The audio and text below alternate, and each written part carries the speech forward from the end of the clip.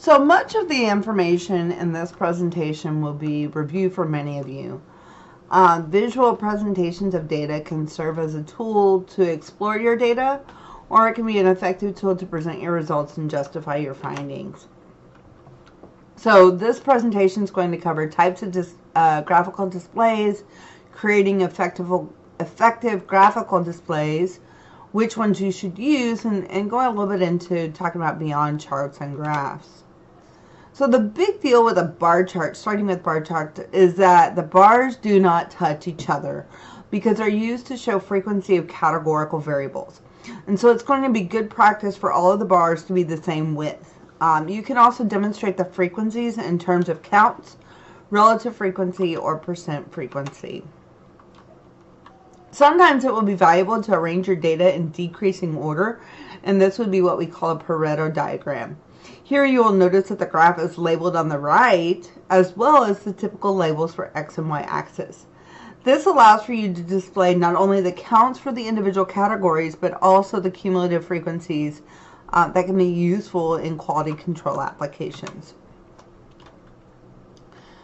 We have just as with scatter plots and time series that we'll talk about later, you can compare the values of groups of data that are measured on the same values by using a side-by-side bar chart.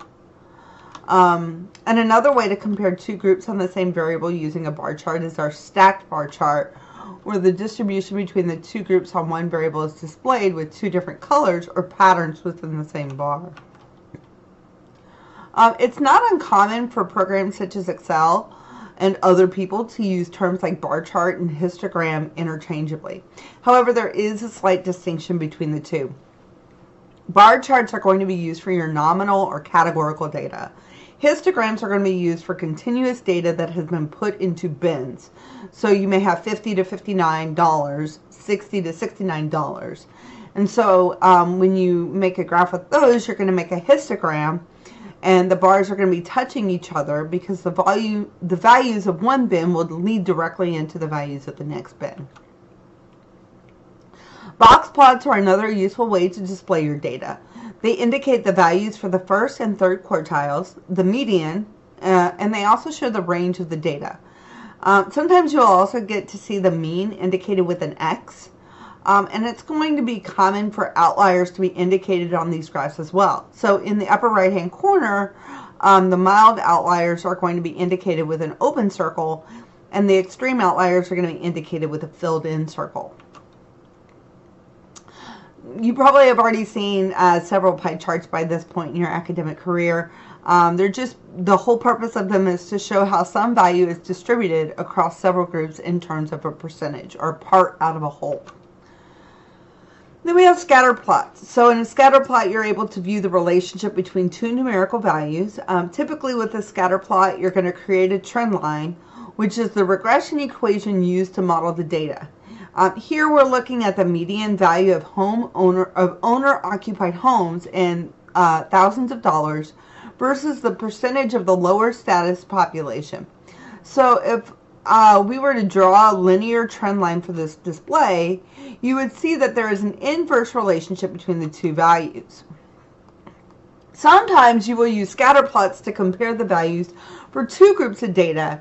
And so in this graph on nitrous oxide levels versus the percentage of lower status of the population, we have the data separated into two groups based on the category of the median value of owner-occupied homes in $1,000 increments, being greater than less than $30,000, and then with the red group being the values over $30,000 and the blue group being lower than $30,000. So we can determine from this graph that the homes with the higher median value of owner-occupied homes tends to have lower nitrous oxide levels and a lower percentage of lower status residents, and then there's a greater variability in the homes whose median value is below $30,000.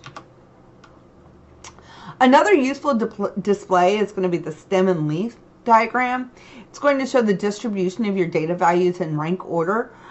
This allows for the shape of the distribution of the data to be presented while still providing the actual data values.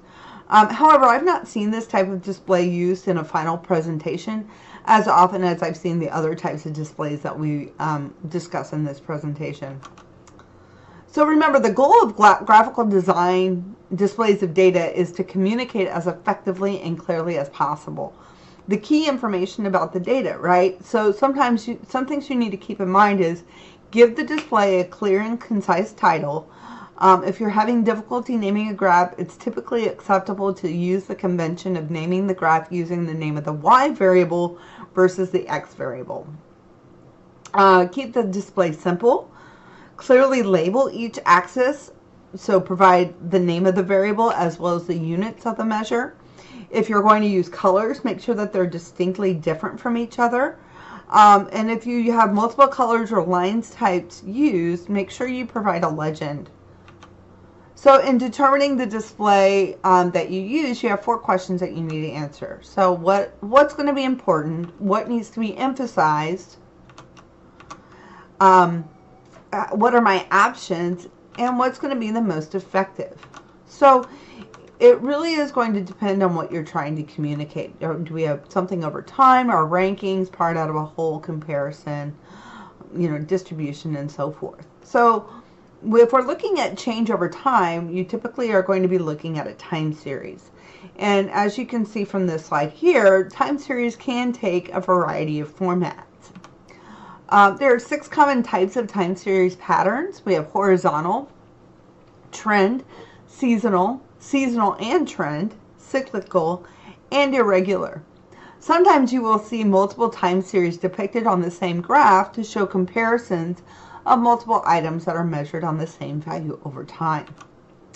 A horizontal pattern is going to reflect data fluctuating around a constant mean, as seen here. So for the graph in the here, we can see that for the first 2 time series values, there may be an indication that the time series has shifted to a new higher level, as shown by our remaining 10 values. So right here, okay?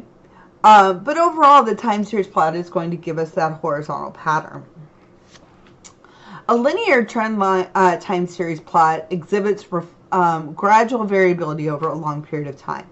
So if we look at the graph in the upper left-hand corner, we see that although we had a recession of 2008 leading to a downturn in prices, overall the median price is going to rise from 1988 to 2013.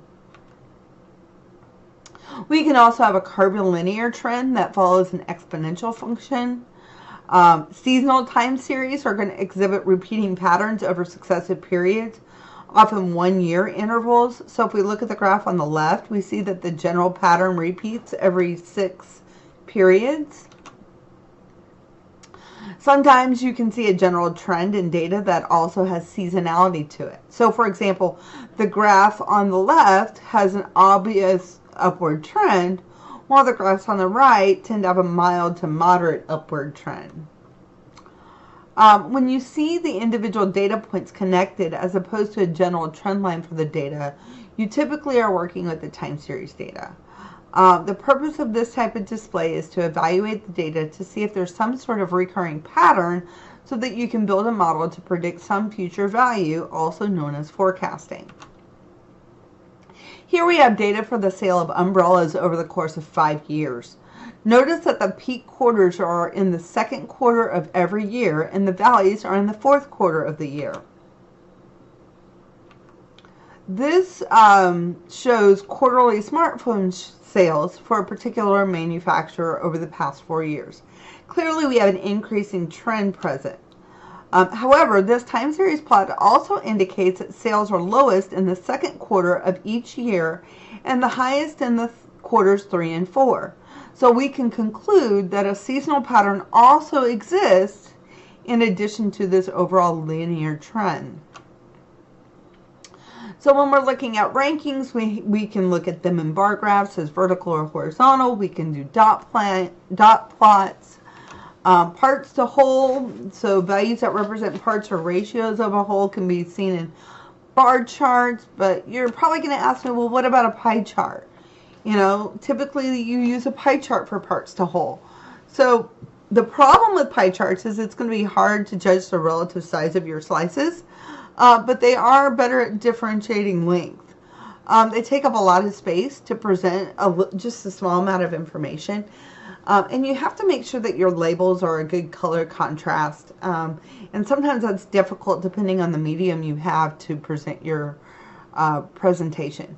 So pie charts are best to use when you have an overwhelmingly larger value than the rest, and you really don't need to look at the actual values themselves. Another thing to look at is deviation, which is once again the difference between two sets of values. So we can look at it in terms of a bar chart or a line graph. If you're looking at distributions, you can look at counts of values per interval along a quantitative scale. So once again, you can have your box charts, you can have your dot plots, your line graphs, bar graphs, and so forth. Correlation is typically shown as a dot or a scatter plot is what we call it. It's going to be a comparison of two paired sets of values to determine if there's a relationship between them. So the different types of relationships that we have would be a positive relationship. So if you draw, when you have a positive relationship, your y values will generally increase as your x values increase. Sometimes this is also called a direct relationship. When you have a negative relationship, your y values will decrease as your x values increase. So this is also sometimes called an inverse relationship. When your trend line is flat, this means that the two variables do not have any apparent relationship between them. So here we can see examples of the different types of correlations that you would have with a scatter plot. Here we have some R values. That R value is the Pearson's R, so that's going to be the numerical value that we use to describe that relationship. What I want you to notice here is that both +1 and -1 correlations are equally strong correlations. The sign of the Pearson's R value just tells you if it's a direct relationship with a positive value or an inverse relationship with a negative value. The closer that R value gets to 0, the weaker the relationship is between your variables. We also have our normal comparison. So once again, we have a simple comparison of values for a set of ordered items. And then we have our normal distribution. That's something else that we always need to keep in mind. So this figure is going to depict the proportion of observations that are under the normal curve for various sections of a normal distribution. So typically, when you sum all of these values up, you should get 1, which represents 100% of the data falling under the normal distribution curve. If you look closely at this diagram, the sum is actually going to be 0.9998, which will introduce a bit of a margin of error if you do all of this by hand. So you know, when you're doing these things, you need to make sure that you're using a diagram that is consistent with whatever's asking your question. So like if you were in another stats class that was using online homework, for example, so they may have a particular data cutoff that you want to use. But in this class, it's not that big of a deal because we'll talk about with each assignment what tool I want you to use. This diagram is just for example purposes. But if you look at this graph, the values are symmetrically distributed across the graph. So what this means is that half of the data should fall below the mean of the data set, and half of the data should fall above the mean of the data set. The x-axis of this diagram represents the z value, or that standardized value for your observed score. So remember, the z value is the number of standard deviations the observed value is away from the mean. So it's going to be reported as something as positive or -1 standard deviation. That means that you are talking about 68.5% of the area under the curve. And you can figure this out by looking at the percentages written across the bottom or by adding the two sections together. So if we wanted to know the probability that a value was not between those values, you would subtract the value from 100%. So the percentage of observations that were not between positive or -1 standard deviations would be 100% minus 68.26% to give you 31.74%. So you might also be asked to find the area under the curve between other combinations, such as between -1 standard deviation and +2 standard deviations, or 2 standard deviations above the mean. So in that case, you would just add up all of the segments to get your final value of 81.85%. This would be an example of skewed data. In the right graph, in the right skewed graph, you will notice that the portion of the graph to the right, or the right tail, is much more spread out and has fewer frequencies of the data points in this range. And the reverse is true for the left skewed data graph. And so here, when you're trying to figure out what kind of chart you should use, it really depends on what you're trying to do. So you start in the middle saying, what would I like to show? A relationship, a comparison, a distribution, or composition. And then we stem out from there. And then beyond charts and graphs, we have schematics, illustrations, flowcharts, photographs, tables, and also sometimes they might have you use Visio as well. Okay. And so just you have a lot of different ways that you can communicate your data, but you need to make sure that it is done in a way that the person who's receiving it has clear access to the materials.